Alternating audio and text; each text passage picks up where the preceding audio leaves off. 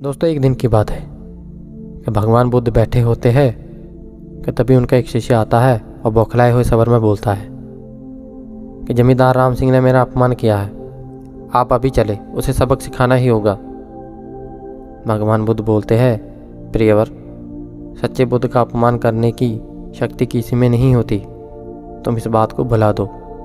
जब प्रसंग ही भुला दोगे तो अपमान कहाँ बचा रहेगा। शिष्य फिर जोर देते हुए कहता है, उसने आपके प्रति अपशब्दों का प्रयोग किया था। आप चलिए तो सही, आपको देखकर वह शर्मिंदा हो जाएगा और क्षमा मांग लेगा। इसी से मैं संतुष्ट हो जाऊंगा।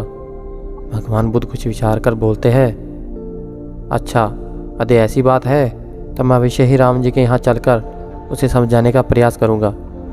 शिष्य आतुर होकर बोलता है, चलिए, नहीं तो रात गिरेगी। भगवान बुद्ध बोलते हैं, रात गिरेगी तो क्या, रात के पश्चात दिन भी तो आएगा। यदि तुम वहाँ चलना आवश्यक ही समझते हो तो मुझे कल याद दिलाना, कल चलेंगे। दूसरे दिन बात आई गई हो जाती है। शिष्य अपने काम में लग जाता है और भगवान बुद्ध अपनी साधना में लीन हो जाते हैं। दोपहर होने पर भगवान बुद्ध शिष्य से पूछते हैं कि आज राम जी के यहाँ चलना है।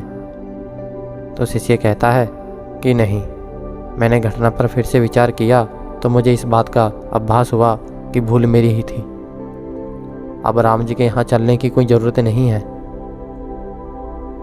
तब भगवान बुद्ध मुस्कुराए और बोले, अगर हम तुरंत प्रतिक्रिया देने से बचे तो हमारे भीतर की कटुता समाप्त हो जाती है और हम सही निर्णय लेने के योग्य हो जाते हैं। शिष्य भगवान बुद्ध का आशय समझ उनके प्रति नतमस्तक हो गया।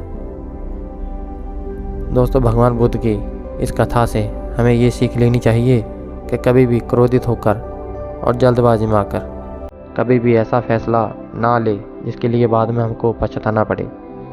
दोस्तों, चैनल को सब्सक्राइब, लाइक, शेयर ज़रूर कर दें। धन्यवाद।